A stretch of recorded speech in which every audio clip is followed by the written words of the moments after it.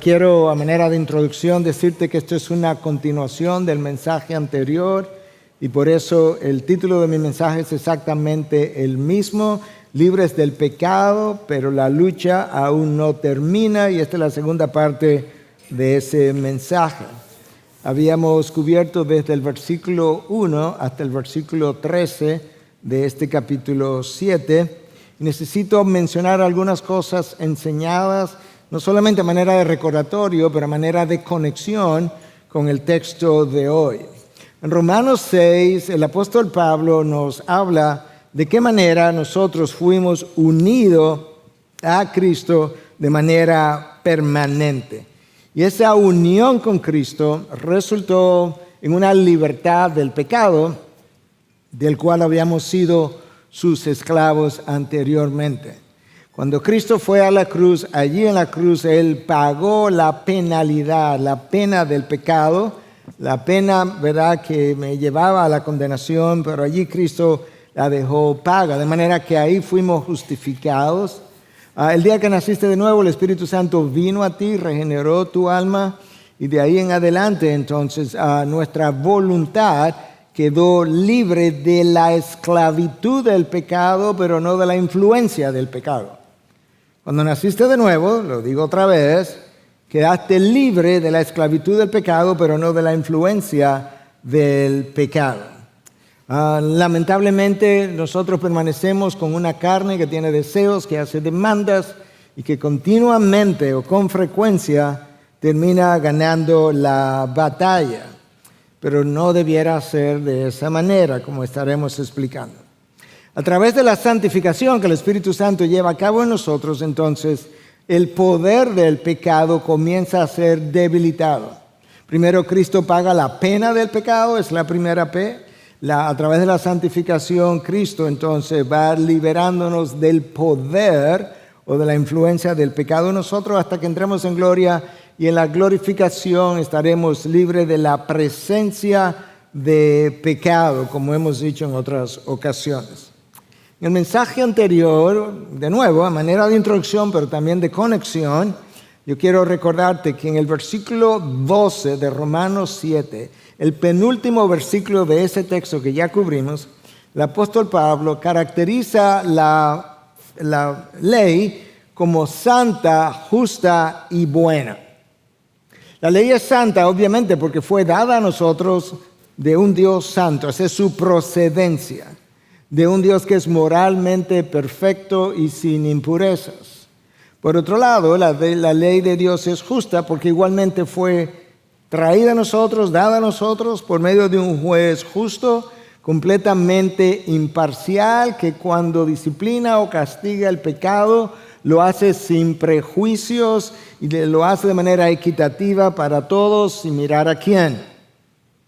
Y finalmente, la ley es buena por un número de razones, pero te voy a recordar un par de ellas. La ley es buena porque revela el carácter santo de Dios, y como eso es como un espejo, entonces en ese mismo espejo, al revelar el carácter santo de Dios, yo puedo ver mi carácter pecaminoso. Al ver mi carácter pecaminoso, eso me hace querer complacer a Dios. Cuando trato de complacerlo, en mi propia fuerza no puedo, y al ver que no puedo, me hace correr a Cristo, que es mi sustituto en la cruz y quien me dio el Espíritu de Dios para que yo pueda, por medio del poder del Espíritu, ahora poder comenzar a vivir la ley de Dios, quien nos muestra lo que agrada a Dios. Entonces, esa es mi introducción y mi conexión. Ahora yo quisiera pedirte que puedas leer conmigo a partir del versículo 14 de Romanos 7 hasta el 25.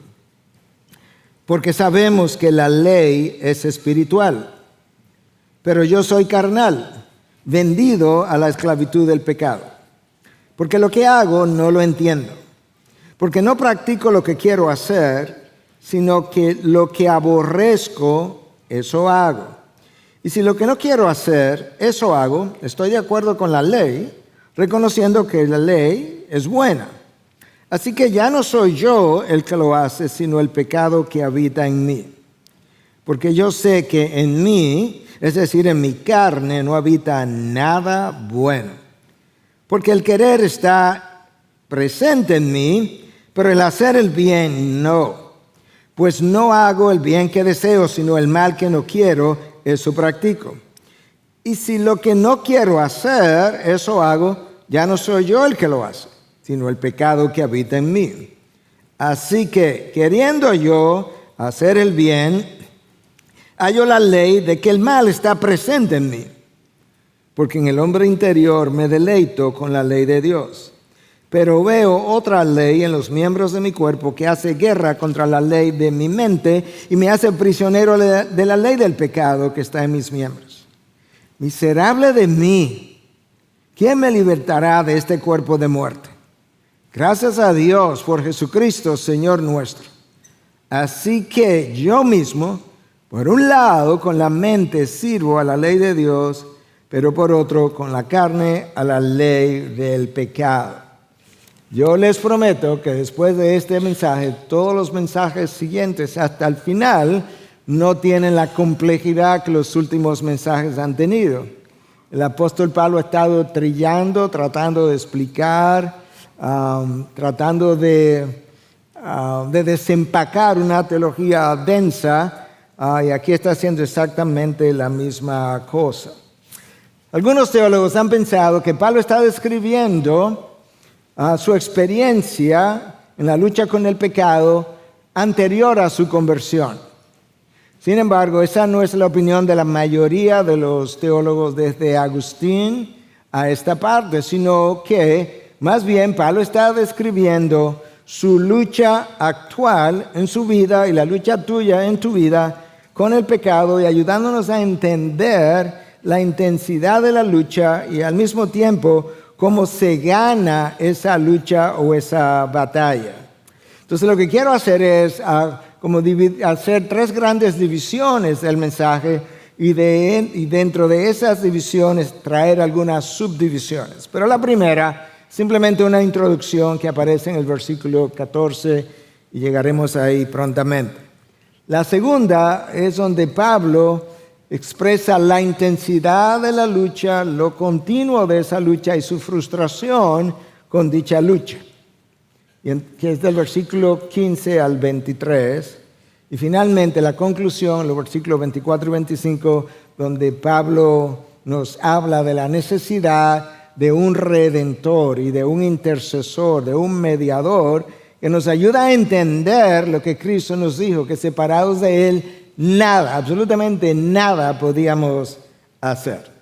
Entonces con eso veamos la primera parte, la introducción de Pablo.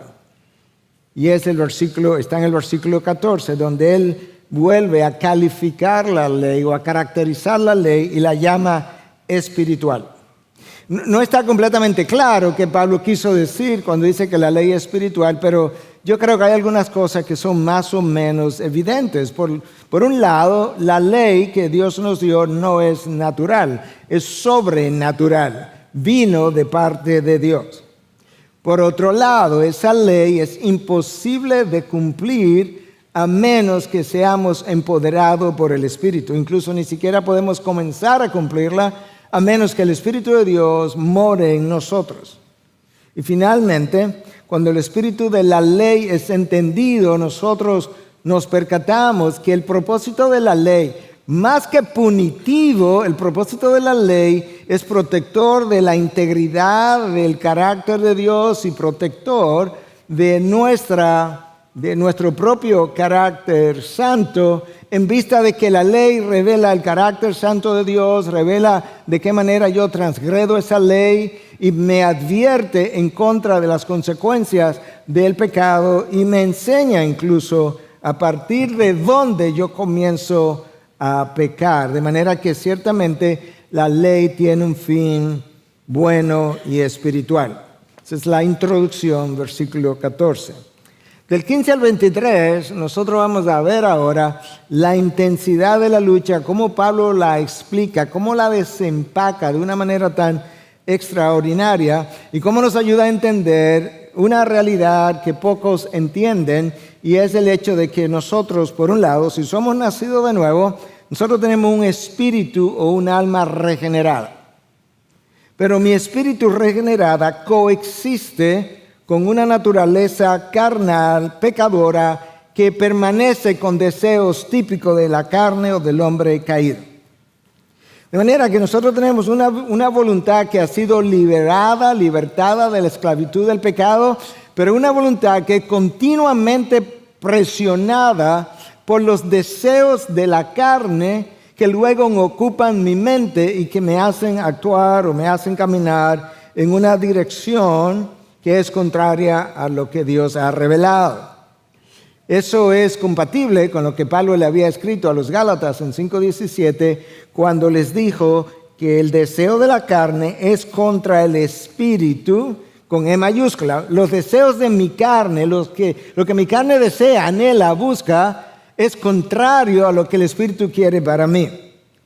Y el deseo del espíritu, con E mayúscula, es contra la carne. A la carne no le interesa, no desea, no busca absolutamente nada de lo que el Espíritu de Dios quiere producir en mí. Y Pablo continúa, pues estos se oponen el uno al otro, el espíritu deseando y la carne deseando, y ahí hay una lucha continua. Ahora escucha el resultado de eso. De manera que ustedes no pueden hacer lo que deseen. ¡Wow! La lucha es tan feroz que frecuentemente el cristiano no puede hacer lo que desea, pero esa lucha no fue diseñada para perderla, sino para ganarla. Pero yo sí quiero ver que tú puedas entender de qué manera Pablo dice cosas semejantes a estas a los romanos, pero que nos amplían, en vez de hacer un zoom sobre algo muy particular, Pablo como que abre el lente ahora y me ayuda a ver mucho mejor lo que los Gálatas vieron de manera muy particular. Escucha ahora en el versículo 15. Porque lo que hago no lo entiendo, dice Pablo. Porque no practico lo que quiero hacer, sino que lo que aborrezco, eso hago. En otras palabras, Pablo dice, hay ocasiones en que lo que no quiero hacer, termino haciendo. El problema es que cuando termino haciendo lo aborrezco, y esa frase ahí es clave, porque Pablo no está diciendo, yo quisiera hacer algo, no lo hago y termino haciendo algo que es pecaminoso y lo disfruto. No. Cuando yo termino haciéndolo, yo aborrezco lo que terminé haciendo. Y yo creo que eso es importante para entender lo que él está tratando de ayudar al creyente a digerir. El que no tiene el Espíritu de Dios disfruta el pecado, pero lo disfruta antes, durante y después.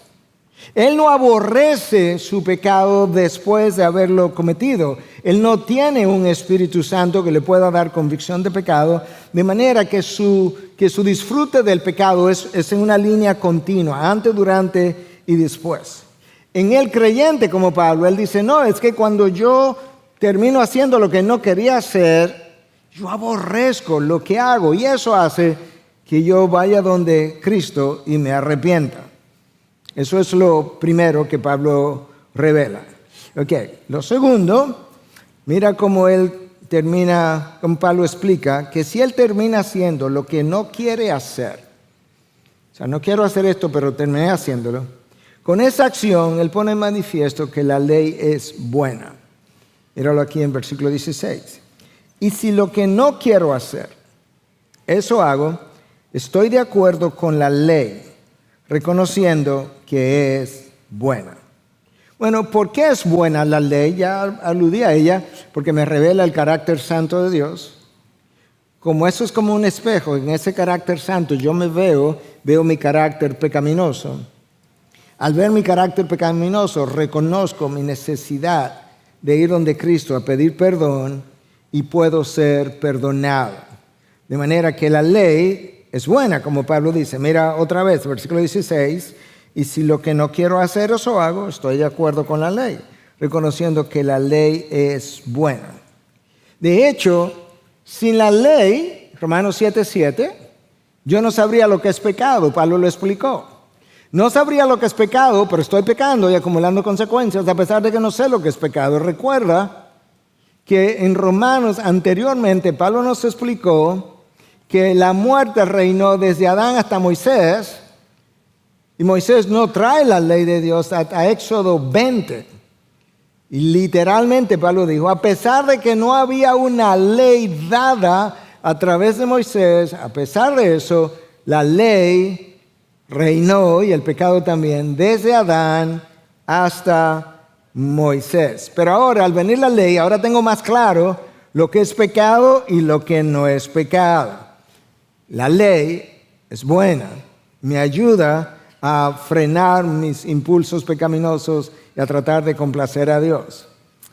En tercer lugar, Pablo explica que aunque él es una nueva criatura, con nuevos deseos en su interior, la realidad es que al mismo tiempo hay todavía en él una vieja naturaleza que tiene sus propios deseos y que él llama la carne. ¿Recuerda Gálatas 5:17? El deseo de la carne, esa es la vieja naturaleza, es contra el espíritu. No se ha ido, está en ti, está en mí. Y el del espíritu es contra la carne. Es como si en el cristiano hubiera un viejo hombre, que es la carne, un viejo yo, y un nuevo yo, que es mi espíritu regenerado, coexistiendo. Y ahora eso me ayuda a comenzar a entender lo que Pablo dice en el próximo versículo de Romanos 7, que es el versículo 17. Así que ya no soy yo el que lo hace, sino el pecado que habita en mí. Es como si Pablo estuviera diciendo, cuando yo peco, ya no es el nuevo yo que lo hace, sino el viejo yo. Ahora, con esas palabras, Pablo nos está excusando de su pecado. Él sabe que es responsable. Él sabe que como ente espiritual responsable, cuando él peca, él es culpable de ese pecado y sujeto a posibles consecuencias. Lo que Pablo está diciendo es que el alma regenerada por el Espíritu Santo, esa no es el alma que está anhelando cosas pecaminosas. Esa no es el alma que está demandando que le llenen sus deseos, sino que los deseos de la carne lo empujan a hacer cosas que desagradan a Dios, porque la carne no ha sido regenerada, no puede ser educada, no puede ser moralizada. Ahora escucha ahora, el versículo 18. Porque yo sé que en mí, Pablo pasa ahora a caracterizar todavía más la carne, es decir, en mi carne no habita nada bueno. O sea, hay otra parte en mí donde hay algo bueno, y ese es el alma que ha sido regenerada. Ahora, en mi carne, Pablo dice, no hay nada bueno. Porque, para explicar por qué, el querer está presente en mí, por el hacer el bien, no. ¿Cuál es el problema? En mi interior, yo tengo el deseo de hacer el bien. Esa no es la carne ni piensa. Eso es tu alma regenerada. Pero a la hora que voy a hacer el bien, no puedo hacerlo. El hacer el bien no está en mí. Ahora, déjame seguir ampliando el lente. La idea de que en la carne no habita nada bueno no es nueva. Cristo había comenzado a revelar esta parte de la teología que Pablo está explicando ahora. Escucha lo que Cristo dijo, que Juan recogió en el capítulo 6, versículo 63. La carne para nada aprovecha. Cristo no está diciendo que el ser humano, aún después de ser regenerado, para nada sirve ni nada aprovecha. No, la carne para nada aprovecha. La carne como tú la conoces, como yo la conozco, no tiene nada bueno, hasta el punto que Pablo le escribe a los filipenses y en 3:3 le dice que él no pone ninguna confianza en la carne. De tal manera que si tú piensas que porque tienes grados universitarios o grados en teología, licenciatura, maestría, doctorado, lo que tú quieras, tienes experiencia, que por eso tú puedes confiar en ti mismo, Pablo te dice, olvídate de eso. Nada de eso es garantía de que vas a terminar bien. Y nada de eso es garantía ni siquiera de que has nacido de nuevo. En la carne no ponga ninguna confianza, ni tú, ni yo, ni Pablo. Los deseos de la carne son pecaminosos. ¿Y sabes qué? Es peor, son irracionales.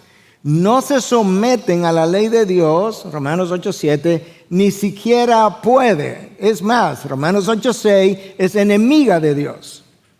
La carne es enemiga de Dios, no se somete a la ley de Dios y es incapaz de hacerlo. Eso hace que la segunda parte del versículo 18 que leí sea cierta.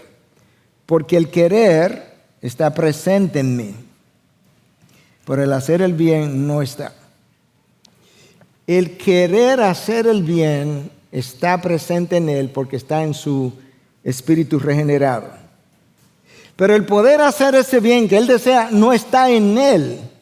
Porque para poder hacerlo, tiene que hacerlo empoderado por el Espíritu en su unión con Cristo. Ahora entiendes mejor por qué Cristo nos dijo, separados de mí, nada podéis hacer, absolutamente nada. Eso es un negativo universal. No hay la más mínima cosa que tú puedas hacer que agrade a Dios, que lo pueda hacer separado de mí. Por eso Pablo dice, hacer el bien no está en mí. Claro que no, está en Cristo, en quien yo vivo o quien vive en mí. Y la manera como Él vive en mí es dándome la morada del Espíritu Santo. Escucha cómo Cristo, antes de irse, horas antes, en el jardín de Getsemaní, siguió desempacando parte de esta teología que Pablo está amplificando ahora. Mateos 26:41. Velen y oren para que no entren en tentación. Escucha, el espíritu está dispuesto, pero la carne es débil. Ok, vamos a ver cómo desempacamos esto. Cristo dijo, el espíritu está dispuesto. Pablo dijo, el querer está presente en mí. Esas dos cosas son congruentes. Cristo dijo, pero la carne es débil. Pablo dijo, pero el hacer el bien no está en mí. Esas dos cosas son congruentes. Pablo, tú y yo necesitamos la morada del Espíritu y después la llenura del Espíritu que mora en nosotros para poder vencer la carne y para poder agradar a Dios. Mira cómo Pablo le escribió a los Gálatas en 2:20. Con Cristo he sido crucificado.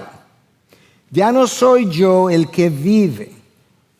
En otras palabras, verdaderamente el cristiano debe verse visto como que el viejo Miguel lo crucificaron en la cruz y ya él no puede seguir viviendo su propia vida, deseando sus propias cosas, anhelando, buscando satisfacer su propia vida, porque sino que Cristo vive en mí. ¿Y qué diferencia hace eso, Pablo? Y la vida que ahora vivo en la carne, la vivo por la fe en el Hijo de Dios, el cual me amó y se entregó a sí mismo por mí. El cristiano peca cada vez que él trata de vivir esta vida conforme a los deseos que su carne le provoca. El cristiano evita pecar cuando él permite que Cristo, que vive en él por medio de su Espíritu, viva esa vida. Por eso que Pablo dice que la vida que él vive ahora en la carne, esa que yo tengo, ya no la vive él. Sus triunfos no son suyos, sus triunfos son del Espíritu que mora en él. La vive Cristo en mí. Escucha cuando él escribe ahora a los Gálatas en 5:16, como lo dicen. Digo pues, andad en el Espíritu y no satisfagan los deseos de la carne. Y luego en Efesios 5:18 nos dice, sed llenos del Espíritu. Ok, entonces, ¿qué es lo que tengo que hacer, Pablo? Efesios 5:16, anden en el Espíritu y no satisfagan los deseos de la carne. Ok, ¿cómo yo hago eso? Efesios 5:18, sed llenos del Espíritu. La expresión sed llenos del Espíritu lo que significa literalmente es sed controlado por el Espíritu. En otras palabras, deja de vivir tu propia vida, deja de vivir tus propios deseos, anhelos, futuros, satisfacciones. No, tú tienes que dejar ahora, tienes que entregar tu mente, tu corazón, tu voluntad, tus anhelos, deseos, sueños, todo lo que tú eres. Tu vida pasada, si te está cargando, entrégala. Tu vida presente, entrégala. Tu vida futura, entrégala al Espíritu, al control del Espíritu, para que Él te pueda llenar. ¿Por qué? Porque ahora tú tienes otra vida. Porque ahora tú tienes que agradar a Dios. Porque ahora tú tienes un amo distinto. Escucha cómo Pablo se lo explica a los Efesios 5:8. En 5:8. Antes ustedes eran tinieblas. No tenían tinieblas alrededor. No, las tinieblas eran tan densas que penetraban su mente, su corazón, su interior. Dominaban su mundo interior y su mundo exterior. Antes ustedes eran tinieblas, pero ahora, después de la regeneración, son luz en el Señor. Y entonces, anden como hijos de la luz. En otras palabras, no puede ser que tú estés en Cristo. Cristo es la luz del mundo, ahora está brillando a través de ti. Te dice que ahora nosotros somos la luz del mundo, como lo dijo, y que ahora yo ande en tinieblas, porque entonces luzco como un hijo de las tinieblas y no un hijo de la luz. Escucha a Pablo como él sigue desempacando esto. Versículo 19. Pues no hago el bien que deseo, sino el mal que no quiero, eso practico. Y si lo que no quiero hacer, eso hago, ya no soy yo el que lo hace. ¿Y quién lo hace, Pablo? Sino el pecado que habita en mí. Una vez más, Pablo no se está tratando de excusar. Él está enfatizando, dándole color a lo que ya le había dicho antes. Una vez más está diciendo, mi hombre regenerado, mi alma regenerada, no desea pecar. Nunca le ha pasado por la mente una de las cosas pecaminosas que tú y yo hemos cometido. Nunca. El problema está que junto con ese espíritu regenerado hay una carne. Hay una carne que, como mencioné, no es moralizable, no es redimible. Lo único que puede hacer con la carne es someterla, literalmente hablando. Y esa carne influye en tu comportamiento. Ahora escucha, porque esto es importante. Cuando Pablo dice este tipo de cosas, que él termina haciendo lo que no quiere hacer, él no está exonerándose ni exonerándonos del pecado y sus consecuencias. No. Él está explicando por qué pecamos. Eso es lo único que él está haciendo, no exonerándonos. Pablo sabe que Dios no nos exonera del pecado ni de sus consecuencias. Él no exoneró a Aarón, a los hijos de Aarón primero, cuando los carbonizó porque ofrecieron un sacrificio que no le estaba autorizado. Él no exoneró a Moisés de sus consecuencias cuando no lo dejó entrar a la tierra prometida.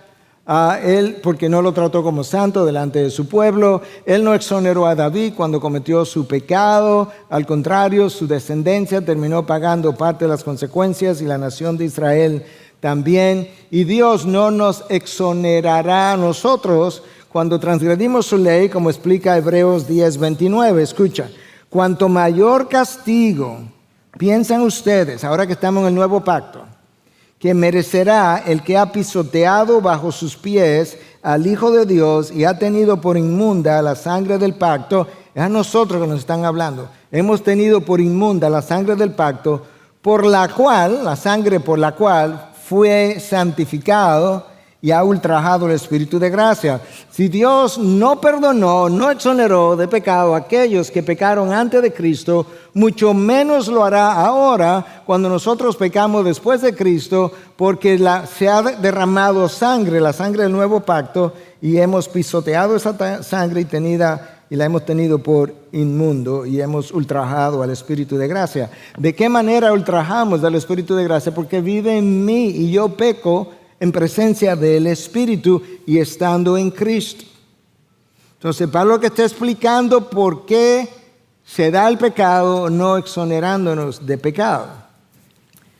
En cuarto lugar, escucha cómo Pablo explica de una manera muy teológica y muy breve cómo todo lo que hacemos está teñido por el pecado. Versículo 21. Así que queriendo yo hacer el bien, ya te voy a servir.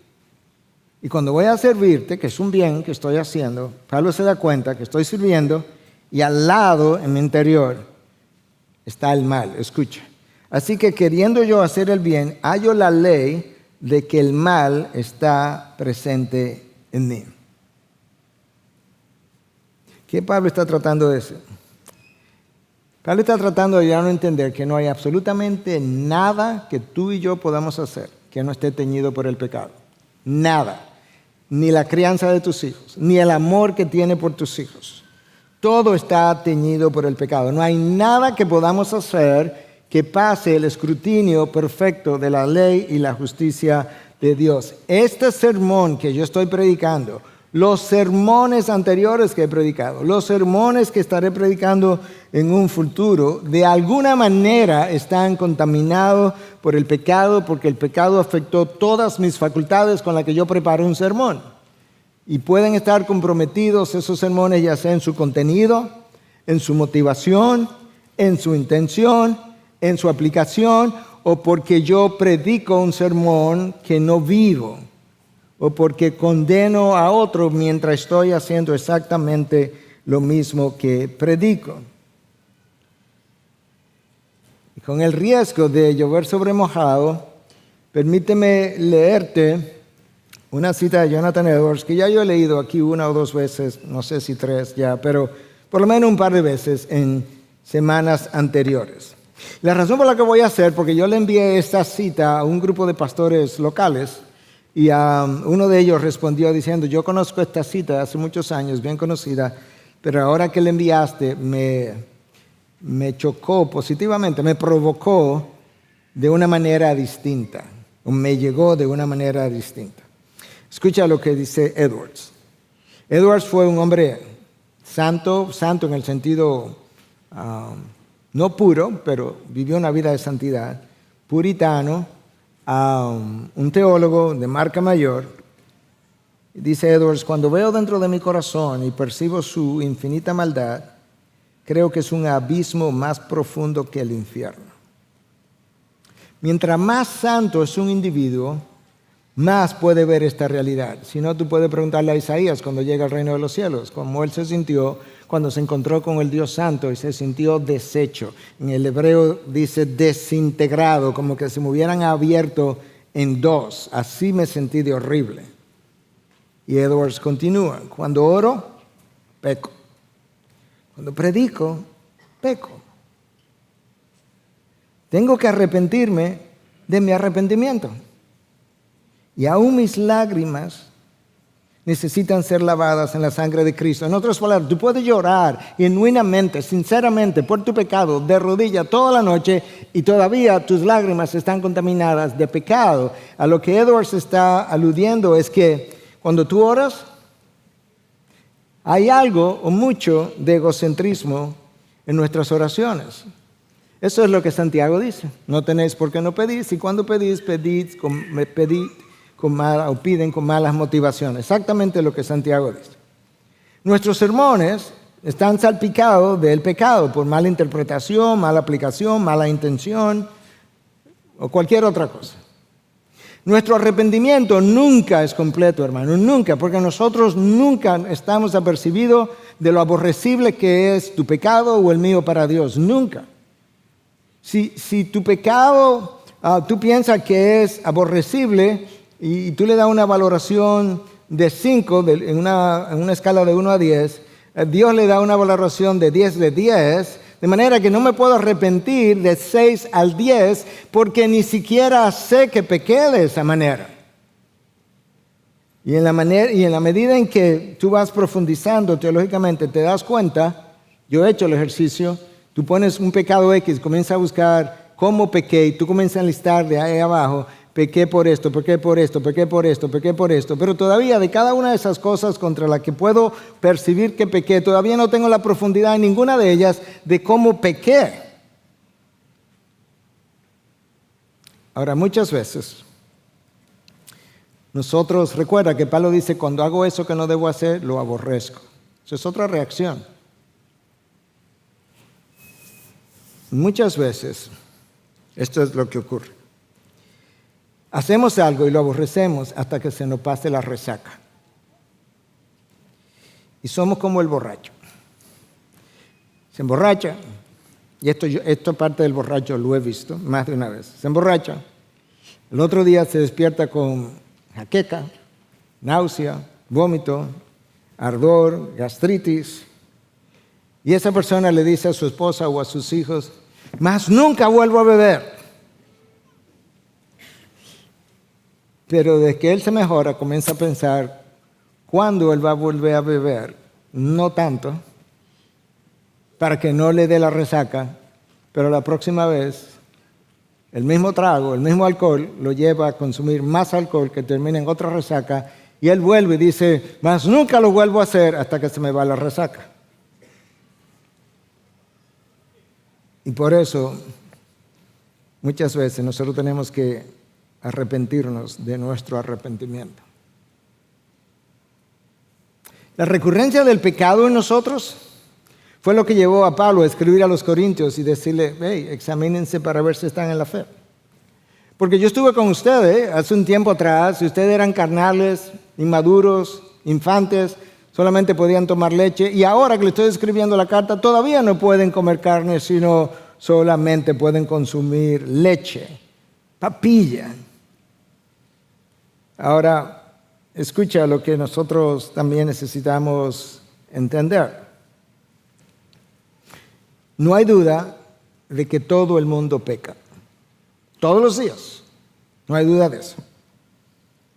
Sin embargo, Juan nos dice que el cristiano no vive en la práctica de pecado. Déjame leerte a Juan para ver si podemos entender a Juan, que nos ayude a entender a Pablo, que Pablo nos ayude a entender a Cristo. Primera de Juan 1:8. Si decimos que no tenemos pecado, nos engañamos a nosotros mismos y la verdad no está en nosotros. Cualquiera de nosotros que diga en algún momento que no tiene pecado es un mentiroso y ya ahí pecó.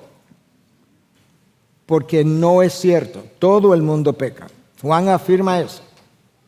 Entonces Juan afirma eso en el principio del capítulo 1. Ahora él desarrolla el capítulo 2. Luego él desarrolla el capítulo 3. Y cuando llega al versículo 9 dice, ninguno que es nacido de Dios. Los absolutos de la palabra a mí me dan como temor, porque es como, esto es así y no hay sombras, no hay grises. Ninguno que es nacido de Dios practica el pecado. Porque la simiente de Dios permanece en él. No puede pecar porque es nacido de Dios. Espérate, Juan, porque hace 2 capítulos atrás que tú me dijiste que todo el mundo peca. Ahora tú me dices que nadie que es nacido de Dios practica el pecado. La palabra clave ahí es practica. Vive en la práctica de. Es el pecado recurrente. Esa es la clave en esto. De la misma manera que la clave en la frase de Pablo cuando él dice, cuando yo hago lo que no debo hacer, o sea, cuando peco, yo aborrezco. La clave es yo aborrezco. Porque el incrédulo no puede aborrecer su pecado por definición. No tiene cómo. Ahora Juan me está diciendo que el estilo de vida de alguien que haya nacido de nuevo verdaderamente no está caracterizado por la práctica de pecado o por lo habitual de ese pecado. Ese no es su estilo de vida.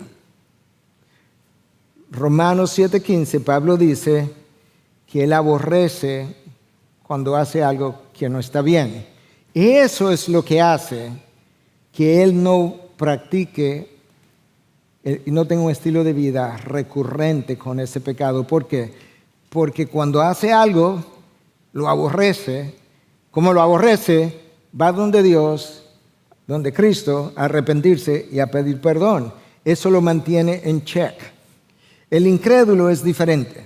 Como no ha nacido de nuevo, no tiene el Espíritu Santo. Como no tiene el Espíritu Santo, no tiene convicción de pecado. Como no tiene convicción del pecado, él disfruta su pecado antes, durante y después.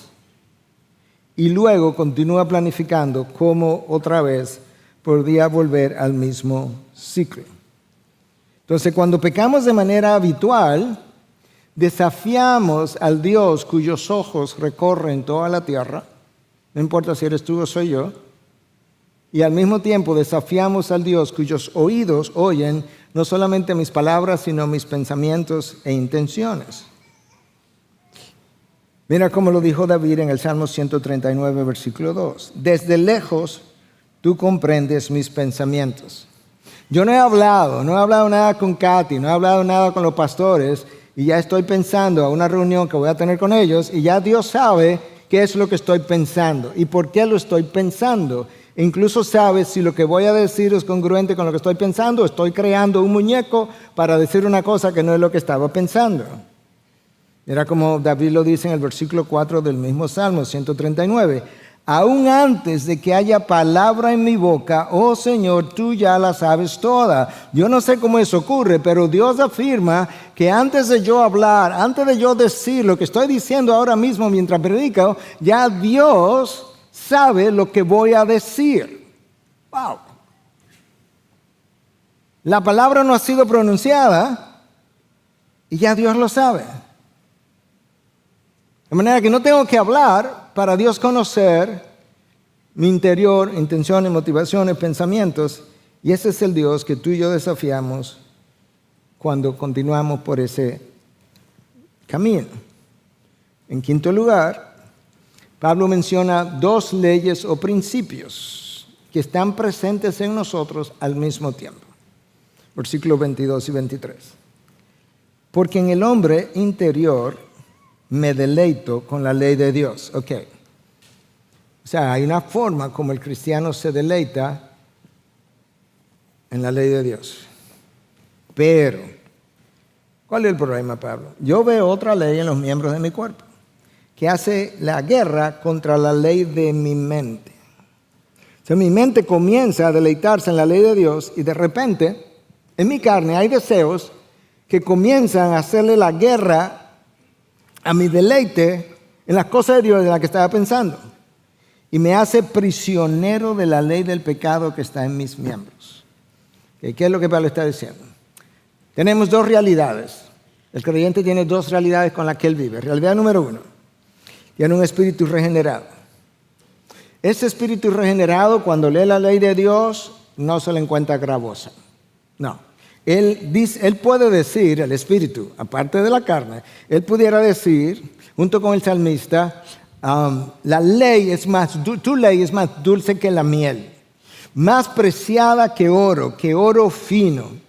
Y pudiera incluso decir, oh, cuánto amo tu ley. Hasta que la carne comienza a experimentar ciertos deseos. ¿Cuánto amo esa ley que es buena, justa, espiritual, santa en mi hombre interior?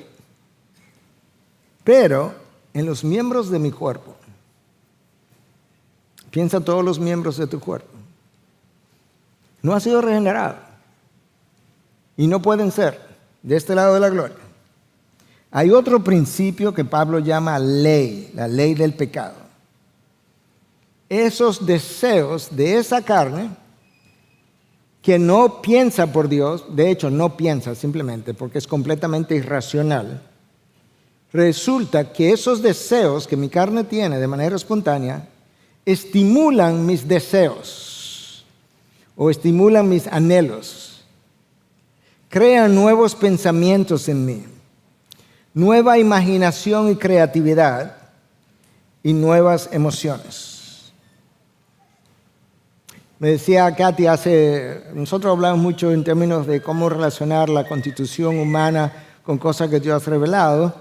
Y hablando de estas cosas, me decía como endocrinóloga al fin que estudios han demostrado que si un hombre encuentra a una mujer atractiva, simplemente eso, se la encontró atractiva y comienza a hablar con ella, que de manera inmediata su nivel de testosterona comienza a subir.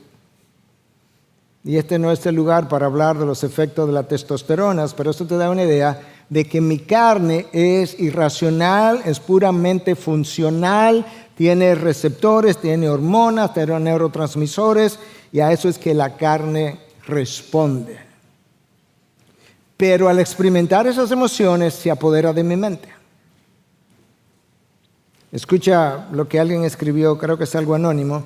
Si una idea se apodera de la mente pasa a ser cautiva o prisionera, y la mente cautiva mueve la voluntad. Ahí está el problema. Cuando una idea se apodera de mi mente, te puedo dar una que sana en sí misma. Cuando yo estaba estudiando medicina, yo quería irme a Estados Unidos, yo quería hacer infectología, para lo cual tenía que hacer medicina interna, y no había forma que nadie me fuera a detener, porque eso se apoderó de mi mente. Yo voy a conseguir eso. Mi mente quedó prisionera de esa idea, y yo la perseguí hasta que la tuve, y espero que Dios me haya salvaguardado de cosas en el camino. Ahora escucha lo que Pedro nos dice en su segunda carta en 2:19. Uno es esclavo de aquello que lo ha vencido. Pedro no le está hablando a incrédulos. Pedro le está diciendo, oye, te liberaron la voluntad de manera que no puedes decir ya que eres esclavo del pecado. Yo no podría decirlo, aun cuando peco.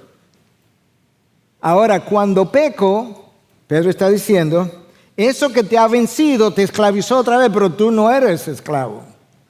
Tú te vendiste al pecado otra vez, pero tú no eres esclavo. Y escucha entonces cómo el mismo Pedro me ayuda a entender esta doble realidad. Amados, si le llama amados, son cristianos. Amados, les ruego como extranjeros y peregrinos que se abstengan de las pasiones carnales que combaten contra el alma. Y está Pedro con las dos realidades otra vez. Amados, nosotros tenemos pasiones carnales, pero nosotros tenemos un alma regenerada.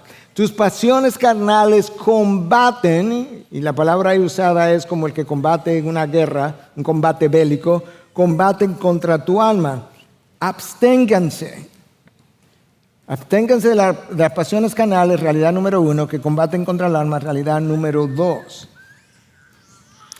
Pensando acerca de esto, aún para mí mismo, yo creo que el cristiano no ha tomado lo suficientemente en serio las palabras de Cristo en el jardín de Getsemaní, versículo del cual ya hablamos, pero déjame citártelo otra vez para desglosarlo un poco más. Cuando Cristo dijo, velen y oren para que no entren en tentación, el espíritu está dispuesto, pero la carne es débil. Nota cómo Cristo armó ese versículo. Velen, en otras palabras, estén alerta, que es una frase que se repite más de una vez. Es como que tiene que ser como un radar a ver de dónde que el enemigo va a venir. Número 2, oren. Separados de mí nada podéis hacer.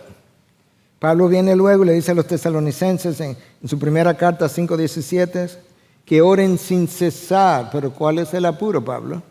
Bueno, entre otros, Pedro nos dice en 1 Pedro 5:8, el problema es que el enemigo anda al acecho como león rugiente, buscando a quien darle una mordida. No, eso no es lo que dice. Buscando a quien devorar, a quien descuartizar, a quien romperlo en pedazos. De manera que toda su vida, su legado o su familia o su historia queden completamente destruidos, de manera que su nombre o legado desaparezca de la historia de su vida. Y tú puedes ver eso continuamente cuando estas caídas que han ocurrido hacen desaparecer los nombres de personas que estuvieron en la palestra todos los días y de repente como que, ¿y qué fue? No hay rastro, como si no hubiesen existido. Wow. Cuando Cristo dijo que la carne es débil, yo no creo que estaba refiriéndose de una manera superficial a sus deseos. No, yo creo que estaba diciendo, la carne es fácilmente, la tuya y la mía, fácilmente estimulada. Claro, hay olores que estimulan pecaminosamente la carne. Nos está dejando ver que la carne es fácilmente estimulada porque, como mencioné, responde a receptores del placer, hormonas, neurotransmisores, responde a la imaginación. Nos hace sentir emociones que, como ya mencioné, son irracionales. Y como son irracionales, no están pensando ni en las consecuencias del pecado, ni en todo lo que pudiera resultar, ni en la autodestrucción en la que yo estoy incurriendo, y hasta terminan llevándome al abismo. Entonces, ¿qué hacemos, pastor, con todo eso? Bueno, Pablo nos dijo que yo tengo que tomar todo pensamiento que se levanta contra el conocimiento de Dios y llevarlo cautivo o llevarlo al cautiverio de Cristo, llevarlo a sus pies, someterlo. Por eso Pablo dijo que él no corría como dando golpes al aire. No, que él golpeaba su cuerpo, que es una forma de decir yo disciplino mi cuerpo, no sea que habiendo predicado a otro yo mismo sea descalificado. Pablo estaba consciente que él no había terminado la carrera, que él podía ser descalificado y que por consiguiente la única manera de él poder seguir corriendo bien era disciplinando su cuerpo hasta el punto de hablar de someto mi cuerpo. De hecho, se me quedó una frase fuera, yo golpeo mi cuerpo, y lo hago mi esclavo. ¡Wow! O sea, yo no voy a ser esclavo de ti, como que Pablo le diga al cuerpo. No, tú vas a ser mi esclavo. Yo tengo poder del Espíritu y yo te voy a hacer mi esclavo. Ahora, después que Pablo explica, ¿verdad?, esas dos realidades del cristiano, él termina con dos clamores, como para dejarnos ver la mala noticia y la buena noticia. Clamor número 1, miserable de mí.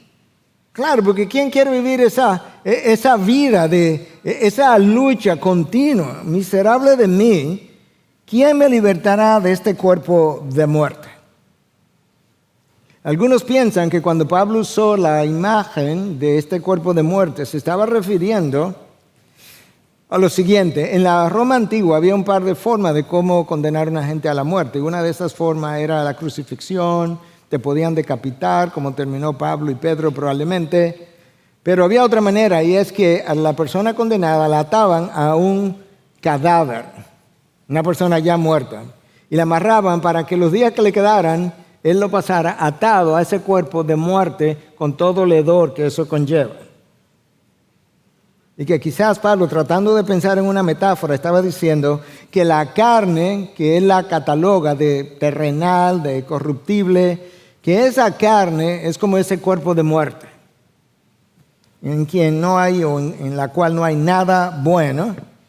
Él dice, ¿quién me va a liberar de este cuerpo de muerte? ¿Quién me va a sacar de estas amarras que yo tengo a esta carne corruptible, mortal, terrenal?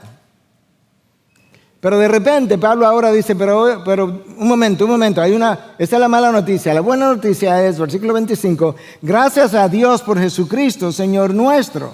Así que yo mismo, por un lado, con la mente sirvo a la ley de Dios, pero por el otro lado, con la carne, a la ley del pecado. En otras palabras, en lo que esta lucha termina, yo tengo que seguir ganando la batalla por medio del poder del Espíritu que mora en mí. Y gracias que Cristo fue y compró mi vida a precio de sangre, pagó por ella, y es a Cristo a quien yo tengo que echarle mano, y por consiguiente yo tengo que ya dejar de vivir mi propia vida para dejar que la vida que ahora vivo en la carne ya no la viva yo, sino Cristo en mí. Eso es la fórmula de Pablo. Eso es como tú puedes ganar la batalla.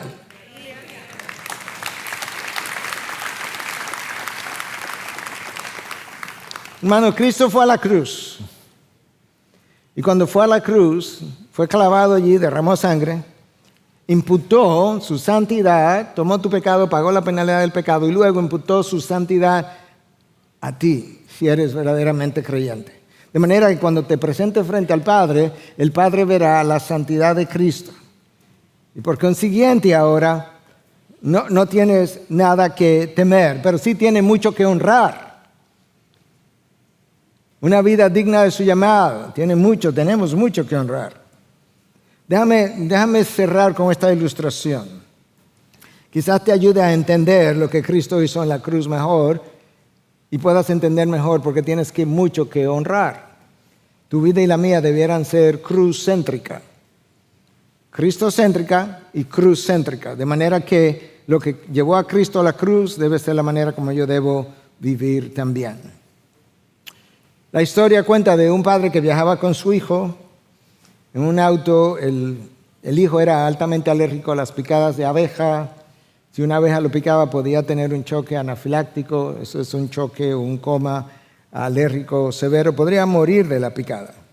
Y de repente una abeja entró al carro y la abeja comienza a moverse. El niño tenía años suficientes como para saber que él estaba en peligro y comenzó a agitarse, estaba muy nervioso y junto con eso se movía de un lado a otro y junto con eso la abeja comenzó también a agitarse. De repente el padre para el carro, se detiene y con su propia mano agarró la abeja le pica al padre y el padre abre su mano y la abeja sale volando. Y como siempre ocurre, el padre abrió su mano, fue a su hijo y le dijo, ya puede estar tranquilo, la abeja me picó y cuando me picó, como siempre ocurre, dejó su ponzoña en mí, de manera que ya no tiene nada de qué preocuparte. De esa misma manera, cuando Cristo fue a la cruz, la muerte le picó y cuando le picó a Cristo, Cristo conquistó esa muerte, de manera que tú y yo no tenemos nada que temer ahora, porque Cristo ha muerto en mi lugar y ha dejado crucificado la carne con toda su corrupción.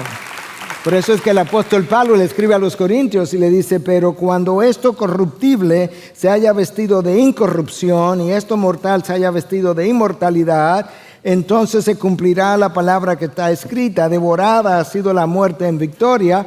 ¿Dónde está, oh muerte, tu victoria? ¿Dónde está, oh sepulcro, tu aguijón? ¿Dónde está, sepulcro, tu ponzoña? Ya no puede hacerte absolutamente nada. El aguijón de la muerte es el pecado y el poder del pecado es la ley, pero a Dios gracias que nos da la victoria por medio de nuestro Señor Jesucristo. A eso estaba aludiendo Pablo.